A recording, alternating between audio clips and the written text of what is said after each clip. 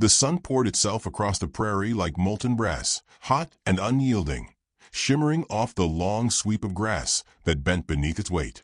The road stretched empty, a ribbon of dust winding through silence, broken only by the drone of cicadas and the occasional sigh of wind.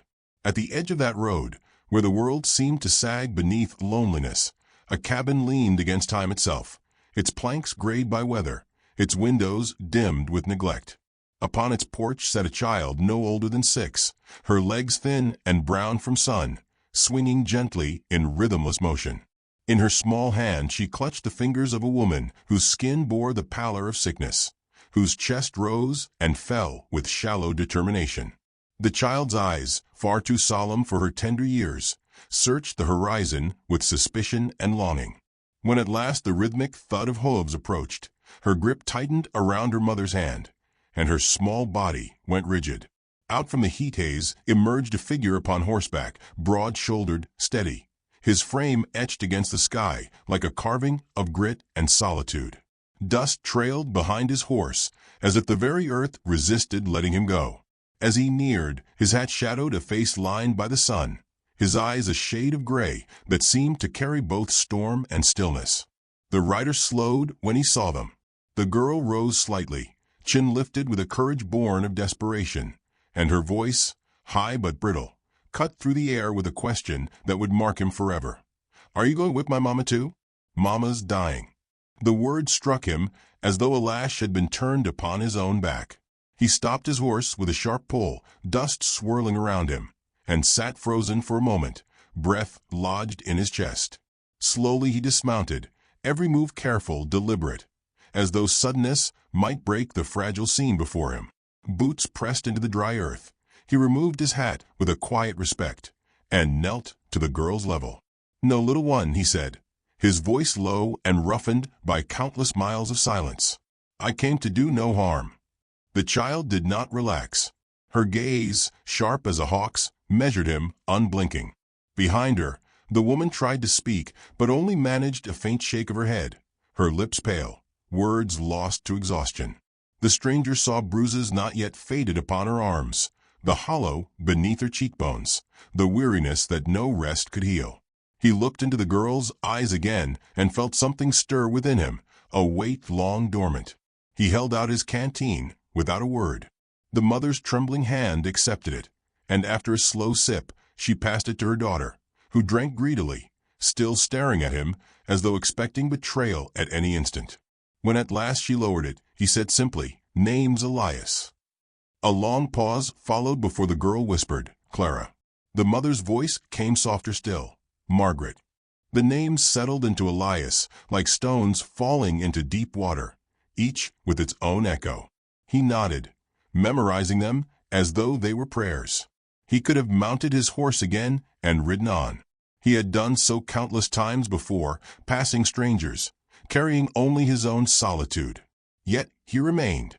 Something about the girl's plea, the mother's quiet despair, chained his steps. He offered no explanation, only set about small tasks, drawing water from the well, mending a board loose on the porch, tying back a shutter that banged in the wind. Clara followed him with cautious eyes, never far, testing his every movement for cruelty.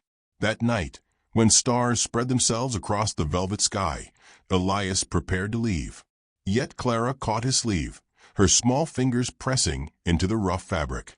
Her eyes, wide and desperate, said more than her lips could. He placed a hand gently atop hers and promised in a voice that startled even him, "I'll come back." And he did. Each morning brought him again, riding through heat and dust with supplies slung across his horse. He carried flour, dried beans, strips of jerky. He brought bandages and small bottles of medicine procured at cost from the apothecary. He spoke little, for he knew words could wound as easily as heal, and this family had endured too much of the first. Instead, he acted. His hands, scarred and calloused, became instruments of quiet grace.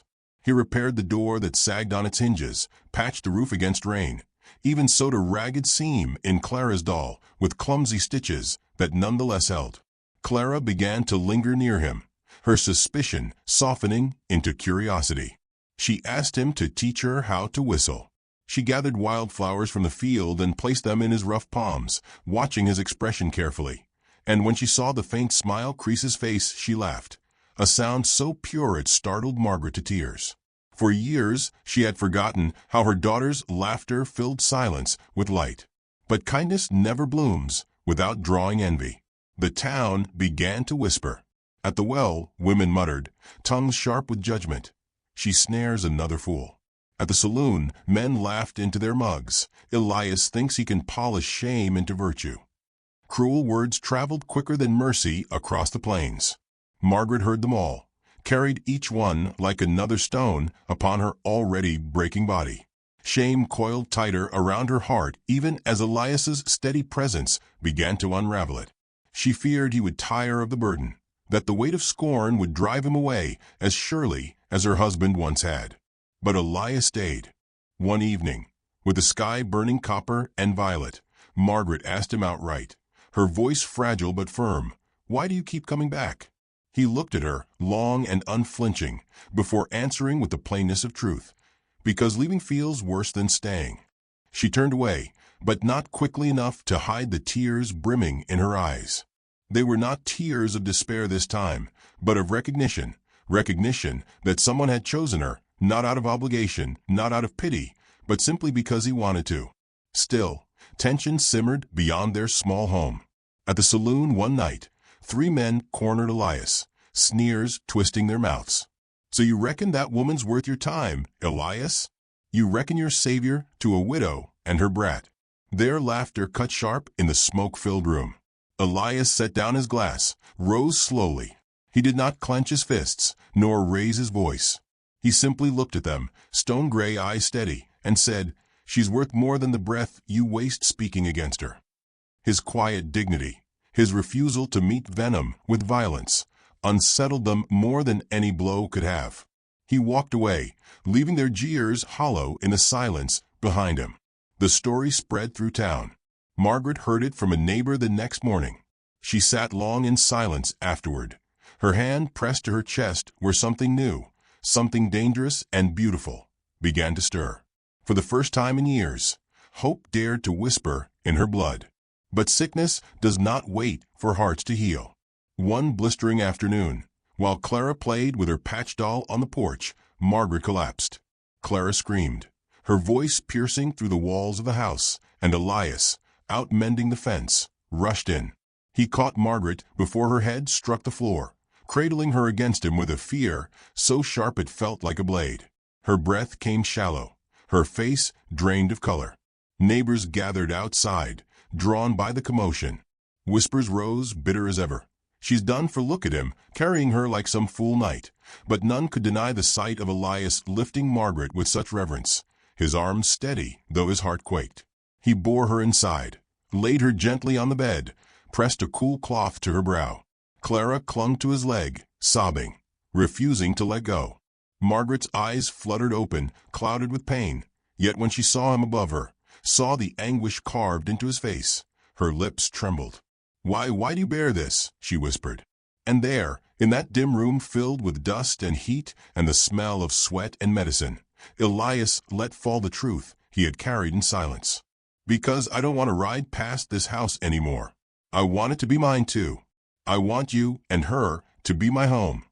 The words, simple and steady, settled into the space like a vow carved into stone. Margaret's eyes filled, not with despair, but with a light long extinguished. Elias reached into his pocket and drew forth an old silver ring, tarnished but strong, once his mother's. He placed it in her palm, his hand trembling though his gaze did not falter. "Marry me," he said. "Let me stay, not as a stranger, but as yours." Her hand shook as she closed it around the ring. Tears spilled freely, but her voice, when it came, carried strength enough to banish years of shame. Yes. The single word cracked the walls around her heart. Clara gasped, then clapped her hands in delight. "Does that mean you'll stay forever?" she asked, eyes wide, face bright with hope. Elias turned to her, his rough features softened by tenderness, and said, "Forever." Outside, the wind stirred the tall grass, carrying whispers of change across the land. Inside the house, once heavy with sorrow, seemed to breathe again.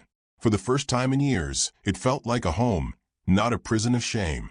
Elias sat upon the porch that evening with Margaret leaning against him, Clara nestled in her lap. The sky bled red into gold, the day surrendering to night, and peace, true peace, settled over them like a long-awaited blessing. And if you ever find yourself lost in the wilderness of heartache, remember this. Healing does not always roar like thunder or strike like lightning. Sometimes it comes softly, steady as hoofbeats on dusty ground. It arrives in the shape of a man who chooses to stay when all others leave, who mends a doll's arm, who lifts the broken with hands meant for labor, but used for love. Healing lives in the quiet vows spoken under a blazing sun, sealed not by grandeur, but by the simple gift of presence. And in those vows wounds close, shame falls away, and hearts, no matter how battered, learn again to beat with hope.